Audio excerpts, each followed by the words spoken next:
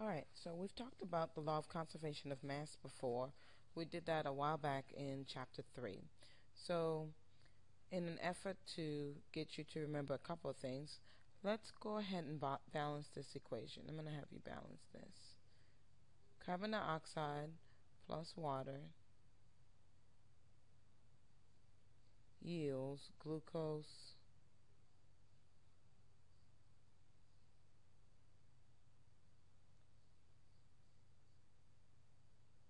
and also oxygen. Alright, so I want you to go ahead and balance that. I'm going to give you a few minutes to do that. Again, just a couple of quick refreshers. I would leave the oxygen for last. That should really help you out there in that area.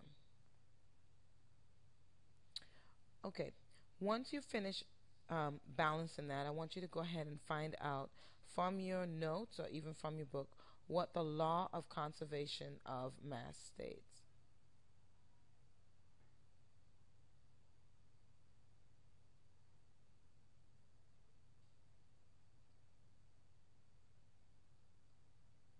Today in class, some people looked it up, some people were able to find it in their notes. Alright, so balance the equation and then find out what the law of conservation of mass states.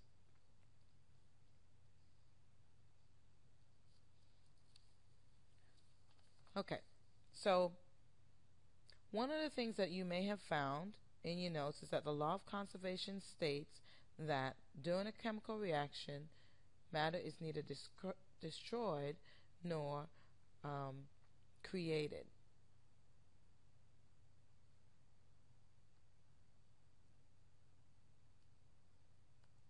And I'll use a couple of abbreviations. You've seen those before. So mass is neither created nor destroyed.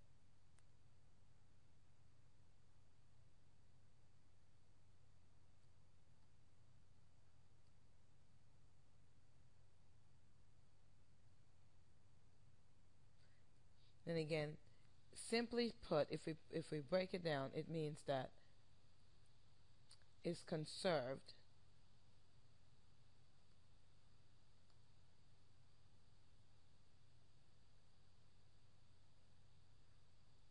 So what we're trying to tell you is whatever you start with in a chemical reaction, carbon and hydrogen, the mass is what you're going to end up with on this side of the equation. So if you want to write on your formula sheet,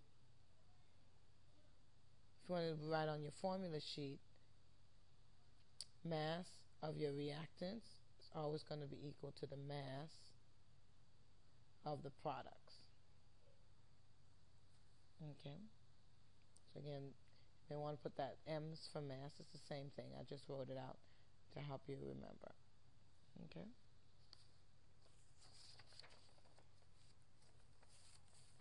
Now, so let's look at your chemical reaction.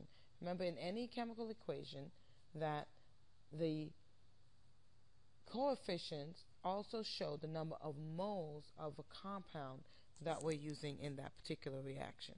So I know you probably balanced this already, so I'm going to write it in for you.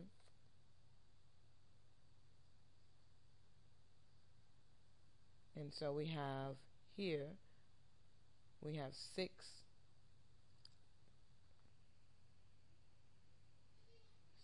carbon dioxide, we have 6 waters, 1 glucose, and then also 6 oxygens.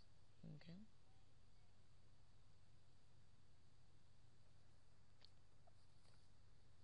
So what that simply means is that we have 6 moles of carbon dioxide and 6 moles of water, and that's going to produce 1 mole of glucose, C6H12O6, and 6 moles of oxygen.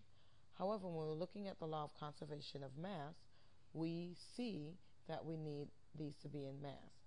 Now, some of you may be wondering, well, why are we doing this? Well, just like you have to do in your geometry classes, you're going to find that you need to um, do the same thing here in chemistry. You have to prove that the law of conservation of mass is observed. And there's going to be times where if you don't balance this equation correctly, you won't be able to prove it at all.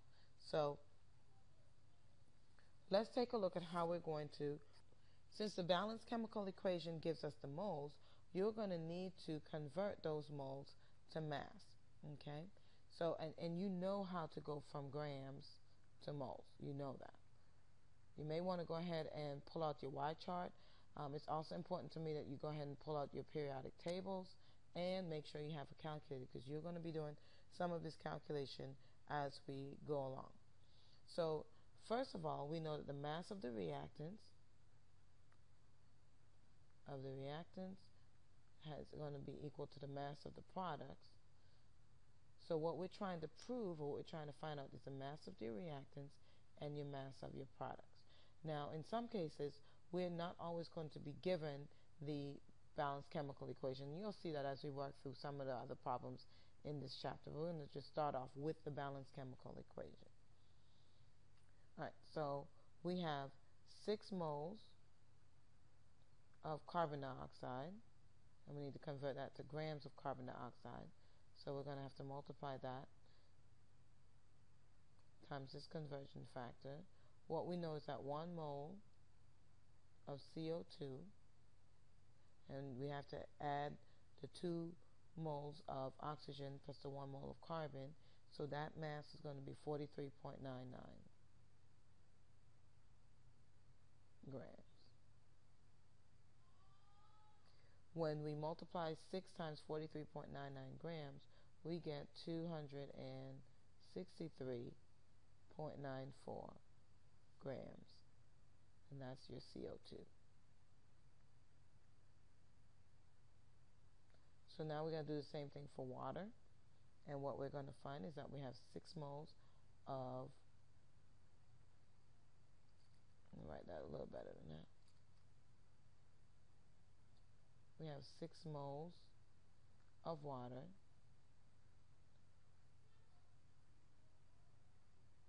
and we know that 1 mole of water, and we know that that weighs 18.01 grams.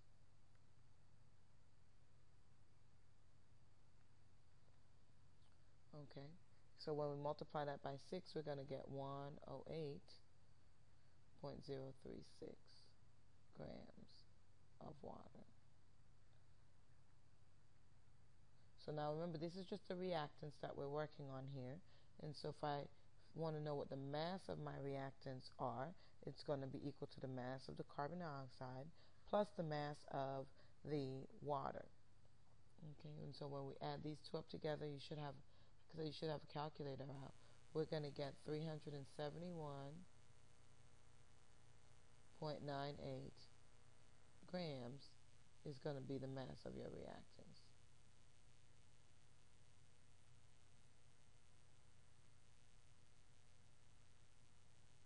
Okay. So your job now, and I'm not going to work it out for you, I'm not going to set it up for you, is to find out what the mass of the products are. Remember, you have 1 mole of glucose, and you also have 6 moles of oxygen. So you need to set it up the same way, your moles of glucose to the mass of glucose, moles of oxygen to mass of oxygen, and then I want you to tell me what this number here is. What is the mass? And I also want you to compare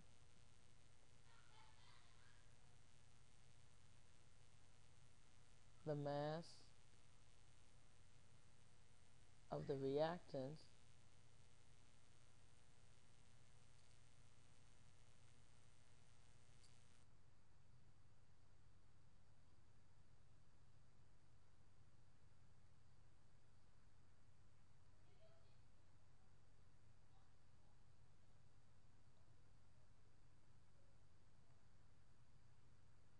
to the mass of the products.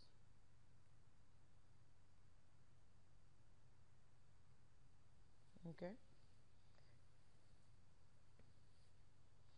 Now, again, it's really important that you go through and do this, and you do it on your own. Like I said, I'm not going to set it up. We've been working on this. Use your Y chart, use your periodic table, and use your calculators to help you. You should be fine.